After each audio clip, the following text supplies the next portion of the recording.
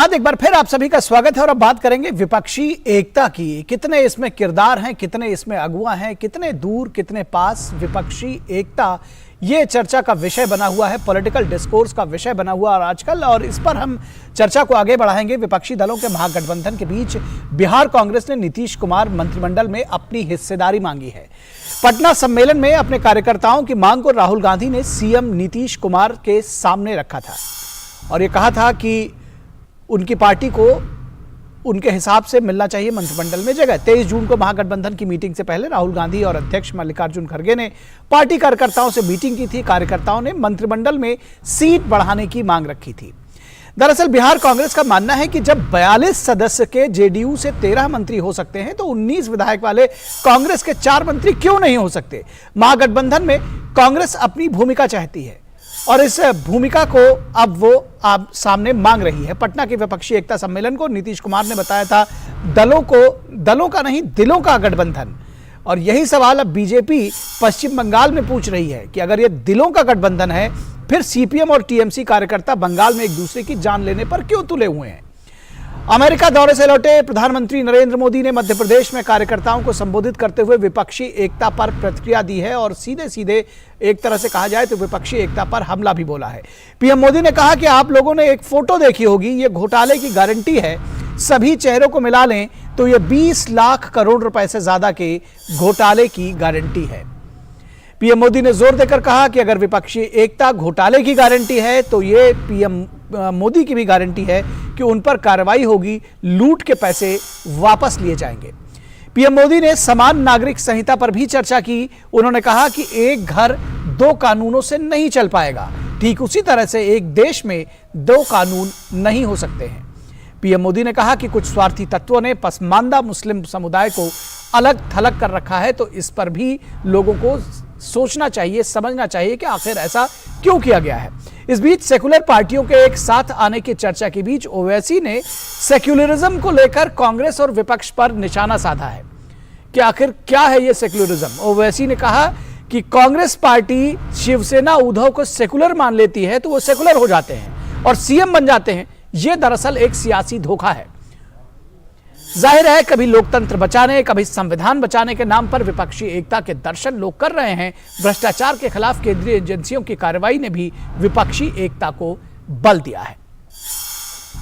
तो ये एक बड़ा सवाल है कि आखिर किस तरह से विपक्षी एकता आगे चल रही है और भ्रष्टाचार इसमें कितनी बड़ी भूमिका निभा रही है, ये भी समझने की जरूरत है। विपक्षी दलों के पटना में फोटो सेशन पर प्रधानमंत्री नरेंद्र मोदी ने चुटकी ली और कहा कि इस फोटो में मौजूद प्रत्येक व्यक्ति के घोटाले को अगर मिला लें तो कुल 20 लाख करोड़ रुपए के घोटाले की गारंटी है। दरअसल उन्होंने एक एक करके सारे घोटालों की बात की। पीएम ने कहा कि अकेले कांग्रेस के घोटाला लाखों करोड़ रुपए में है। कुछ दिन पहले इनकी एक फोटो ऑप कार्यक्रम हुआ था, मिलकर के फोटो निकालने का एक कार्यक्रम हुआ था।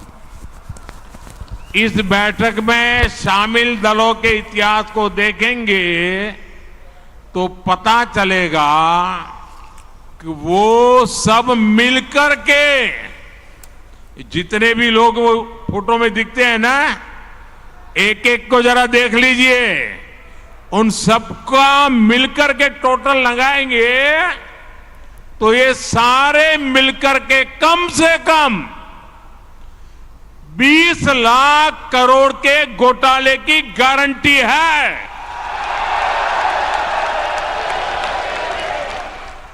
और कांग्रेस का घोटाला ही अकेले लाखों करोड़ों का है।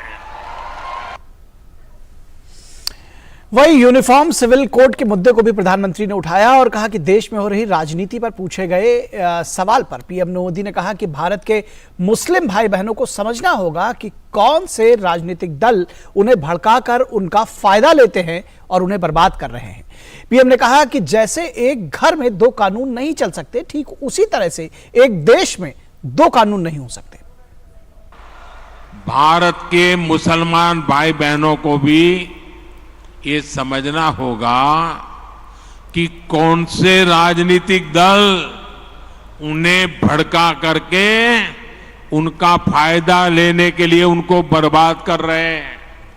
आजकल हम देख रहे हैं कि यूनिफॉर्म सिविल कोड के नाम पर ऐसे लोगों को भड़काने का काम हो रहा है। आप मुझे बताइए, एक घर में परिवार के एक सदस्य के लिए एक कानून हो, परिवार के दूसरे सदस्य के लिए दूसरा कानून हो, तो क्या वो घर चल पाएगा? क्या कभी भी चल पाएगा क्या?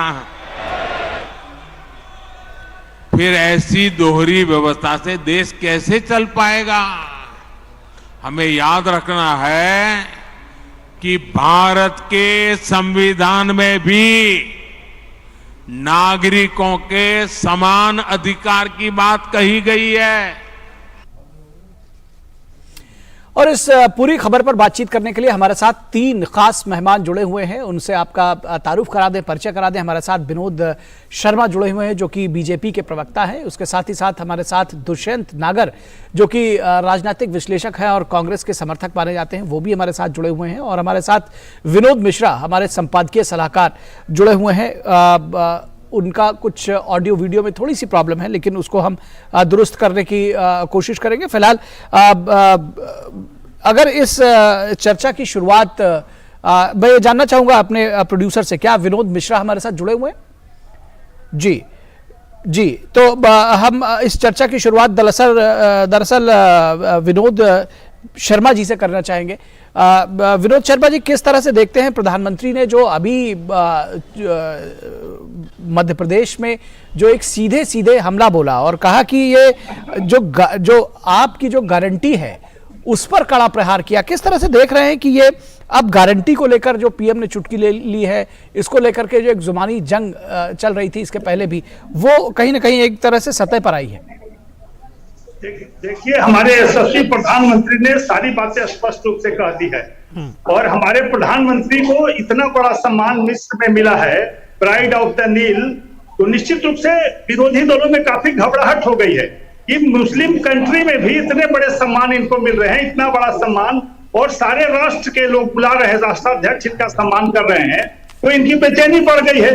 तो प्रधानमंत्री ने जो बातें कही कि सबका समान अधिकार है देश पर, इस कानून इस संविधान में सबको बराबर का हक देता है और भारतीय जनता पार्टी उनको पूरा मान सम्मान दे रही है, सब जगह बराबर का हिस्सेदार दे रही है। चाहे आयुष्मान भारत में 5 लाख गरीबों को देने की बात हो, अनाज योजना हो, कृषि सम्मान योजना हो, चाहे जो भी कार्यक्रम सैकड़ों हमने देश में चलाए हैं, इसमें सभी वर्ग, सभी जाति, सभी धर्म के लोगों को समान रूप से अधिकार मिल रहा है, उनको भागीदारी मिल रही है। लेकिन घबराहट बढ़ते जा रही है हमारे विरोधी दलों की, जो देख रहे हैं कि सभी जातियों, सभी संप्रदायों में इनकी पैठ बढ़ती जा रही है। जो लोग पहले तोड़ने का काम करते थे, हमारे खिलाफ एक भड़काऊ माहौल बनाते थे कि मुस्लिम विरोधी हैं तो सिख विरोधी हैं, तो वो नहीं चलने वाला है देश में, क्योंकि सारे लोगों को विश्वास हो चला है कि आदरणीय प्रधानमंत्री जी कहते हैं सो करते हैं और उन्होंने करके दिखाया है। हर स्तर पर भारत के सभी नागरिकों को सम्मान दिया है, उनको पूरा अधिकार दिया है और आगे भी हमने जो वायदे किए हैं उसको पूरा करेंगे हर स्तर पर। और निश्चित रूप से आने वाले दिनों में देखेंगे कि पूरे विश्व स्तर पर जिस तरह से हमारा परचम लहरा रहा है, उस तरह भारत के हर गांव में, हर भारतीय के दिल में प्रधानमंत्री का ध्वज लहराएगा, उनका विचारधारा लहराएगा और निश्चित रूप से सब लोग उनका सम्मान करके भारतीय जनता पार्टी को 2/3 बहुमत से फिर से लाने का काम करेंगे। ठीक है, इसको ये देखने वाली बात होगी चुनाव में क्या कुछ होता है। फिलहाल दुष्यंत नागर, आपसे समझना चाहेंगे कि ये जो गारंटी है इसकी चर्चा लगातार हो रही है तमाम सारे राज्यों में और जो विपक्षी दल है वो बार बार गारंटी की बात कर रहे हैं, चाहे वो कर्नाटक की बात हो, चाहे राजस्थान की बात हो, दिल्ली की बात हो, पंजाब की बात हो। उस गारंटी पर आज प्रधानमंत्री ने सीधे सीधे प्रहार किया, तो क्या ये गारंटी ही आपके विकास का मॉडल है? कोई विकास का कोई दूसरा मॉडल नहीं है? देखिए, प्रधानमंत्री जी ने तो गारंटी दी थी, 2013 में कहा था विदेश से जो काला धन आएगा सबके खाते में हम 15-15 लाख रुपए यूं ही मुफ्त में डाल देंगे। नहीं, अब मैं आपको बीच में रोकना नहीं चाह रहा हूं, इस चीज पर कई बार चर्चा हो चुका है। एक वीडियो आप मुझे दिखा दीजिए जहां पर प्रधानमंत्री ने दावा किया हो। दुष्यंत जी देखिए, ऐसा है, गलत चीजों के साथ चर्चा की शुरुआत मत करिए, छोड़ दीजिए। हाँ, चलिए, आपने गलत मान लिया, ठीक है। नहीं, मैंने नहीं गलत मान लिया। 2 करोड़ ये इसको चलिए, तोड़ मरोड़ कर पेश करने की कोशिश ना करें। मैं आपके तोड़ और मरोड़ के बीजेपी पेश के जो नहीं कर प्रवक्ता रहा। हैं उनके बीच में बिल्कुल ठीक नहीं है आना सर। चाहता, लेकिन मैं चाहता हूं फैक्ट सही ढंग से रखें। चलिए अपनी बात पूरी करिए। चलिए 15 लाख नहीं है, मान लिया आप उसे नहीं मानते। 2 करोड़ नौकरियों को सालाना देने की बात तो माननीय प्रधानमंत्री जी ने कही थी। क्या 2 करोड़ नौकरियां मिली सालाना? 9 साल हो गए, आज बेरोजगारी कितनी बढ़ रही है? तो ये गारंटी की शुरुआत तो प्रधानमंत्री जी ने की। ठीक है। जब प्रधानमंत्री किसान सम्मान निधि के नाम पे पैसा किसान के खाते में ट्रांसफर करते हैं, क्या वो गारंटी नहीं है? वो लोगों को लुभाना नहीं है, वो वोटर को प्रभावित करना नहीं है? चुनाव से पहले इस प्रकार की योजनाएं आती हैं। तो अगर विपक्ष का कोई राजनीतिक दल जन कल्याण, अगर किसान सम्मान निधि जन कल्याणकारी योजना है, तो जो कांग्रेस की सरकार ने कर्नाटक में शुरू की है वो भी जन कल्याणकारी योजनाएं हैं। आप दोनों राजनीतिक दलों की योजनाओं को एक चश्मे से देखेंगे, चश्मा चेंज नहीं होगा। और रही बात जिस प्रकार से प्राइम मिनिस्टर साहब कह रहे हैं कि भाई यूसीसी के लिए लोगों को भड़काया जा रहा है, तो यूसीसी का किसी ने अभी तक विरोध किया है क्या किसी राजनीतिक दल ने? दूसरी बात भ्रष्टाचार की कर रहे हैं, हमारे साथी भारतीय जनता पार्टी के नेता हैं, उनसे भी मैं पूछना चाहूंगा। 2G का सबसे बड़ा भ्रष्टाचार का केस था जिसको कैंपेन में 2013-14 में भारतीय जनता पार्टी ने इस्तेमाल किया। आदरणीय प्रधानमंत्री जी ने और स्वर्गीय पूर्व वित्त मंत्री अरुण जेटली जी ने अनेक बार इसके विषय पे बोला, लंबे लंबे भाषण हुए। उस भ्रष्टाचार के केस का क्या हुआ? जज साहब ने बोला कि मैं 10 बजे से 5 बजे तक बैठा रहा, मेरे को कोई सबूत लेके नहीं आया। अरे कांग्रेस के किसी नेता पे एक आरोप साबित नहीं हुआ, 9 वर्ष में आपकी सरकार है। तो बात का टोटल निचोड़ ये है कि आप 9 साल में जनता को कुछ किए हुए वादे पूरे नहीं कर पाए, इसलिए बार बार विपक्ष पर और विपक्ष में भी खासकर कांग्रेस पर आरोप लगा रहे हैं। और जनता में आरोप, आप जवाबदारी है आपकी और आरोप आप लगाते थे। ठीक है, इसका जवाब ले लेते हैं, जवाब ले लेते हैं विनोद शर्मा से। जवाब ले लेते हैं विनोद शर्मा से। विनोद शर्मा ये कह रहे हैं कि भाई आपकी जो ये गारंटी है वो आपकी भी, आप भी दे रहे हैं, और जो किसानों को किसान सम्मान निधि दी जा रही है और जो रोजगारी भत्ता से लेकर के फ्री बिजली, उसको वो एक तराजू पर तौल रहे हैं, कह रहे हैं कि वो दोनों एक जैसी है। और आपकी गारंटी है, उनकी गारंटी क्यों ना माना जाए? चश्मा बदलिए, किस तरह से देखते हैं इसको? ये सारी चीजें स्पष्ट है। मैंने अभी चर्चा किया कि जो प्रधानमंत्री जी ने कहा है वो करीब करीब करके दिखाया है। किसान ने सम्मान निधि की बातें इनके अच्छी नहीं लग रही है। क्या सभी किसानों को नहीं मिल रहा है? जो भी इसमें जुड़े हुए हैं सारे लोगों के खाते में सीधे रूप से राशि जा रहे हैं, 6,000 रुपए प्रत्येक साल। और अभी रोजगार की बातें हमारे साथी कर रहे थे, नौकरी की। हमारे प्रधानमंत्री ने केवल नौकरी की बात नहीं की थी, रोजगार की बात की थी। तो आप पता कर लीजिए पूरा डेटा देश का, करीब 22 करोड़ लोगों को छोटे मोटे उद्योग और रोजगार मिले हैं। भारत सरकार ने 40% से 60% सब्सिडी लघु उद्योगों के लिए अलॉट किए हैं, जिसमें सब्सिडी मिल रहा है। हमारे जो भी साथी काम करना चाह रहे हैं, एक एक आदमी 10 से 20 लोगों को रोजगार में जोड़ रहे हैं। छोटे छोटे कुटीर उद्योग खोले गए हैं पूरे देश में और इसकी व्यापकता घर घर में पहुंच चुकी है। ये रोजगार नहीं है क्या? केवल नौकरियां नहीं, नौकरियां भी हम लगातार दे रहे हैं। जो संभव है, जो हमारे पास एक खाली स्थान है, उस पर नौकरी में देने का लगातार काम कर रहे हैं। लेकिन कुटीर उद्योग और लघु उद्योग के माध्यम से काफी करोड़ों हमने रोजगार के अवसर दिए हैं। पॉइंट आपने क्लियर कर दिया। अच्छा नहीं लग रहा है। आयुष्मान भारत जो विश्व की सबसे बड़ी योजना है, 5 लाख गरीबों को देना, ये कोई साधारण बात है क्या? इलाज के लिए हम दे रहे हैं, ये नहीं कह सकते कि अच्छा योजना है। चाहे जो भी योजनाएं है जन कल्याणकारी है। 80 करोड़ जनता को लगातार 4 वर्षों से हम मुफ्त में अपने संपादकीय सलाहकार जी, ये गलत है क्या? तो आपको अच्छी बातें अच्छी नहीं लगती है, केवल विरोध के लिए विरोध करना चाहते हैं। चलिए अपने संपादकीय नहीं, देखिए ऐसा है विनोद जी, दुष्यंत जी आपको जोड़ेंगे। दुष्यंत जी अपनी बारी आएगी तब बोलिएगा। आपने आंकड़े रखे, उसका उन्होंने जवाब दे दिया। अभी मैं अपने संपादकीय सलाहकार विनोद मिश्रा जी को जोड़ना चाहता हूं। विनोद जी, आपने देखा कि यूसीसी पर की बात हो और चाहे फिर जो गारंटी स्कीम्स है, आपके जुड़ने से पहले दरअसल अभी दुष्यंत नागर जी कह रहे थे कि उनकी गारंटी हमारी गारंटी क्यों नहीं, और वो कह रहे थे कि चश्मा बदलिए, आप भी किसान सम्मान निधि दे रहे हैं तो वो भी एक गारंटी है, हम भी जो फ्री बिजली और जो बेरोजगारी भत्ता दे रहे हैं वो भी गारंटी है। एक तराजू पर तौलना चाहिए। किस तरह से देखते हैं इस पूरे विमर्श को?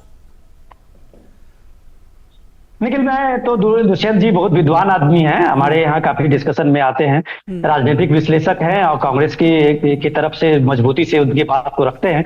लेकिन उनको सुप्रीम कोर्ट का वो ये याद रखना चाहिए कि सुप्रीम कोर्ट ने अपने ऑब्जर्वेशन में कहा था कि भाई फ्री बी और सोशल वेलफेयर की स्कीम में दोनों में आपको अंतर करना होगा। आप अगर सोशल वेलफेयर किसान सम्मान निधि को फ्री भी मानते हैं तो यह आपकी समझ हो सकती है, लेकिन जो पीएम ने बात कही है, मैं दुष्यंत नागर जी के बात से ज्यादा मैं आज के पीएम ने जो बात कही है उसकी बात को अहमियत देना चाहता हूं कि पीएम आप देखिए अमेरिका से लौटे पीएम में अभी मेरे पहले दिन जो मध्य प्रदेश के दौरा किया है उन्होंने, बहुत कार्यक्रम था पीएम का, और उसमें उन्होंने जो शहडोल का कार्यक्रम था वो बारिश के कारण और कई मौसम के खराबी के कारण वो कार्यक्रम सब रद्द हुए हैं। लेकिन जो इंपॉर्टेंट था आज का, उसका मौजू को समझिए। भारत के 10 लाख से ज्यादा बीजेपी कार्यकर्ता आज पीएम के इस मेरा बूथ सबसे मजबूत के इस कार्यक्रम में जुटे थे, और जब वो अपने कार्यकर्ताओं को उत्साहित करते हुए दिख रहे थे पीएम मोदी, तो देश में जो पॉलिटिकल एक्टिविटी हो रही है उस पर पीएम का चर्चा करना भी जरूरी था। तो अभी इस पिछले सप्ताह में जब आपने विपक्षी एकता के इतने बड़े शोर शराबे, टेलीविजन पे बड़े बड़े डिस्कशन, सोशल मीडिया पे ढेरों नैरेटिव सुना होगा, तो क्या ये पीएम मोदी का उसमें हक नहीं बनता कि वो अपना नैरेटिव और उस पर प्रतिक्रिया दे? तो दुष्यंत नागर इतने चिड़ क्यों जा रहे हैं? इंपॉर्टेंट चीज है कि पीएम मोदी ने क्या कहा है। अगर उन्होंने इस गारंटी की चीजें जो काफी पॉपुलर हो रही है पॉलिटिकल डिस्कोर्स पे, पिछले साल से आप देख रहे हैं कि कभी आम आदमी पार्टी के गारंटी की चर्चा होती है, राहुल गांधी के गारंटी की चर्चा होती है, तो उस गारंटी का क्या हाथ रहा है कर्नाटक में आपने देखा है? 5 गारंटी को पूरे तरह से लागू करने में सरकार वहां हाँफ रही है, और आज की तारीख में वो सीधे सीधे सेंटर और एफसीआई पे वो आरोप लगा रही है कर्नाटक की सरकार कि मुझे चावल नहीं मिल रहा है, मुझे इसलिए 1 जुलाई से हम उस गारंटी को लागू नहीं कर पा रहे हैं। इंपॉर्टेंट ये है कि जो पीएम मोदी ने जो आज कहा है और अपने कार्यकर्ता को कहा है कि आप लोगों के बीच जाइए और बताइए कि इस भ्रम में नहीं रहे कि ये लोग जो गारंटी की बात करते हैं दरअसल वो 20 लाख करोड़ के लूट की गारंटी दे रहे हैं। जो ये बता रहे हैं कि ये सारे विपक्ष के नेता अगर जमा होंगे, जो विपक्षी एकता के बड़े ढोल नगाड़े पीट रहे हैं, नीतीश जी कह रहे हैं ये दलों का नहीं दिलों का गठबंधन है, तो ये दिलों का गठबंधन सीधे सीधे जो पीएम आरोप लगा रहे हैं वो कह रहे हैं कि ये सिर्फ लूट का गठबंधन है। और उस गारंटी के आगे बढ़ते हुए पीएम मोदी कहते हैं कि अगर ये गारंटी 20 लाख करोड़ की लूट की गारंटी देते हैं तो वो अपने बारे में कहते हैं कि ये मोदी है, और वो गारंटी मैं दे रहा हूं अपनी तरफ से कि ये लूट की छूट नहीं होगी, और जितने भी पैसे लूटे गए होंगे वो सारे पैसे एक पैसे जनता के पैसे चुकता कर दे होंगे, और इस बात की वो गारंटी अपने तरफ से दे रहे थे। ठीक है, दुष्यंत नागर से जवाब ले लेते हैं। दुष्यंत नागर, आपने सुना सारी बात, उसी को रिपीट ना करूं, आप जवाब दें। जी सर, देखिए कई नेता ऐसे थे जो कांग्रेस में थे, जिसमें एक सम्मानित राणे साहब जो अभी केंद्र में मंत्री हैं, भारतीय जनता पार्टी उनपे भी आरोप लगाती थी, उनके यहाँ भी छापे पड़ते थे, लेकिन वो बीजेपी में शामिल हो गए, पवित्र हो गए, उनका पूरा भ्रष्टाचार धुल गया, वो कैबिनेट में मंत्री। एक नहीं, ऐसे अनेक उदाहरण। तो भ्रष्टाचार के ऊपर तो भारतीय जनता पार्टी की कार्रवाई करने की ये आपके सामने परिणति है। दूसरी बात जो गठबंधन की कर रहे हैं, सम्मानित अटल जी की जो पहली सरकार बनी थी, जो 13 दिन की सरकार चली थी, समय अवधि के लिए थी, वो भी 27 दलों का गठबंधन थी। 2014 में प्रधानमंत्री आदरणीय नरेंद्र मोदी जी के नेतृत्व में सरकार बनी, वो भी कई राजनीतिक दल और कई गैर राजनीतिक दलों के गठबंधन से सरकार बनी। वर्तमान में भी एनडीए के साथ भारतीय जनता पार्टी के बहुत सारे सहयोगी हैं। तो भारतीय जनता पार्टी अगर गठबंधन करे तो वो पाक है, पवित्र है। नीतीश कुमार बीजेपी के साथ हैं तो नीतीश कुमार पाक और पवित्र है, और अगर कांग्रेस के साथ आ गए तो फिर वो लूट तंत्र है, उस पे 20 लाख करोड़ की लूट के नाम पे जनता को डराया जा रहा है। तो साहब, इनको जनता समझती है, और माननीय प्रधानमंत्री जी के पास अब देने के लिए, बताने के लिए नया कुछ नहीं है। जो वादे उन्होंने कहे, जो बातें वो कहते आ रहे थे, उनका परिणाम आज जनता के सामने है। उसमें कितना सही है, कितना गलत है, उसके आधार पर 2024 का और कांग्रेस के नेतृत्व में जो ये बड़ा मोर्चा बन रहा है, संयुक्त विपक्ष का मोर्चा बन रहा है, जिसमें सभी दल देश की एकता के लिए, तरक्की के लिए, रोजगार के लिए, आपसी प्रेम और भाईचारे के लिए, और राहुल गांधी की मोहब्बत की दुकान के लिए दरअसल विपक्षी सर, एकता का एक मुद्दा दुष्यंत सर, जी ये भी था। लाइन लगी हुई है राहुल गांधी की मोहब्बत की दुकान पे। नहीं नहीं बिल्कुल ठीक है, लाइन लगी होगी इस बात से। रजिस्ट्रेशन कराने के लिए आ रहे दुष्यंत जी, हैं। जो आपकी बात बिल्कुल ठीक है, आपने अपनी बात कही। छोटा सा एक संक्षेप, विनोद जी आपकी आवाज हम तक नहीं पहुंच पा रही है, आप अपना ऑडियो दुरुस्त कराएं, उसके बाद हम आपके पास आएंगे। दुष्यंत जी, हम ये कह रहे थे कि दरअसल जो आप ये कह रहे हैं बात उसी विपक्षी एकता की है, उसी की बात हो रही है कि कहीं पर प्यार और कहीं पर दुश्मनी किस तरह से निभाएंगे केजरीवाल के साथ।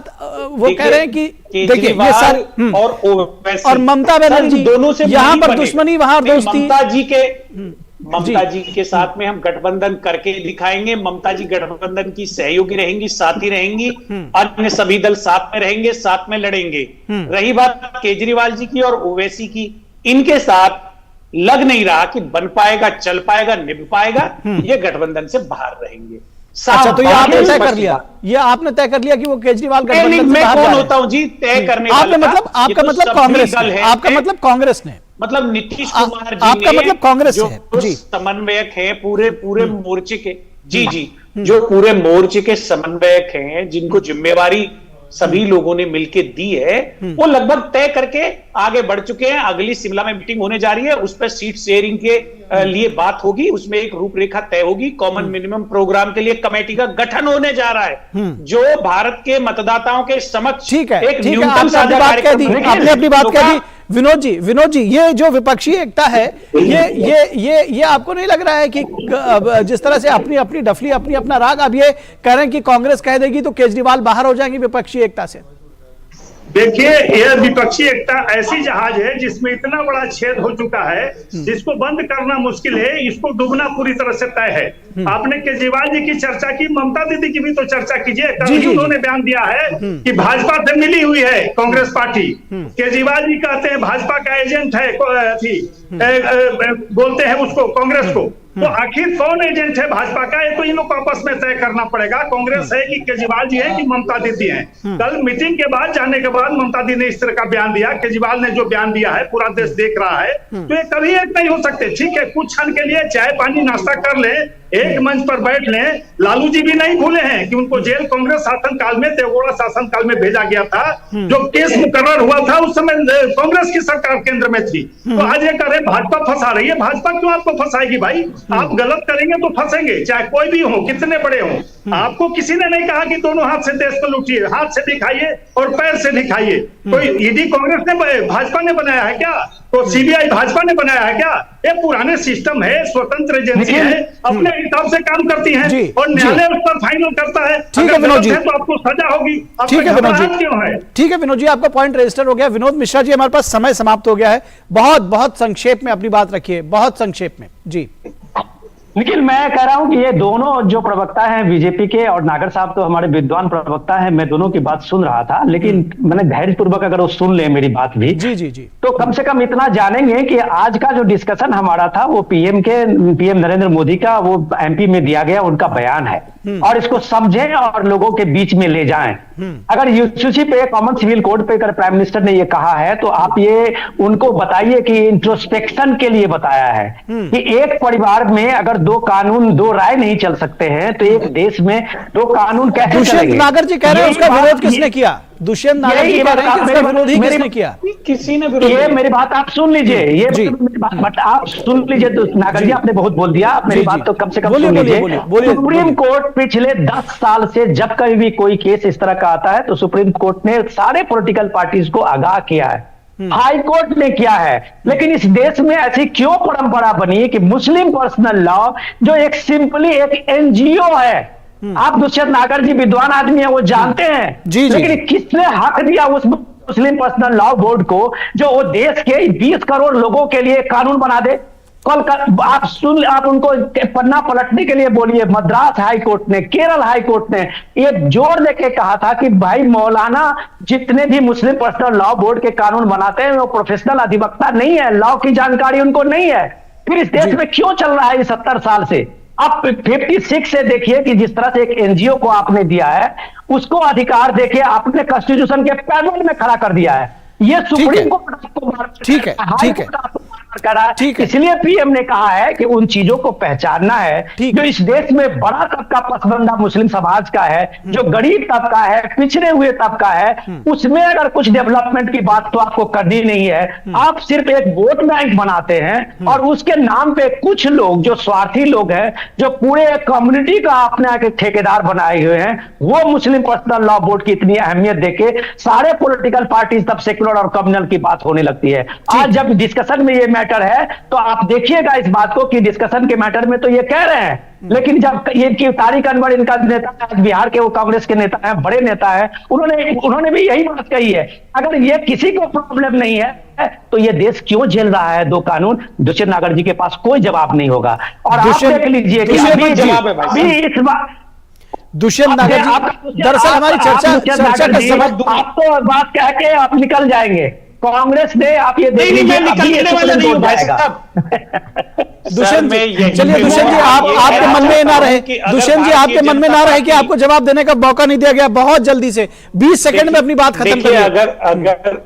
अगर केंद्र सरकार यूसीसी को सिर्फ एक चुनावी हथियार के रूप में इस्तेमाल नहीं करना चाहती तो सभी राजनीतिक दलों की बैठक बुला के एक राय बना के इस पे आगे बढ़ना चाहिए। अरे जब आगे करना होगा तो एक राय कर ही लेंगे। ऐसा आपको क्यों लगता है कि ये बिना सदन में पास हुए या बिना चर्चा के उसको पास करा लिया जाएगा? ऐसा नहीं होगा। इस पर चर्चा हम फिर आगे कभी और करेंगे। फिलहाल विनोद मिश्रा जी आपका, दुष्यंत नागर जी आपका और विनोद शर्मा जी आपका इस चर्चा में जुड़ने के लिए बहुत बहुत शुक्रिया, बहुत धन्यवाद।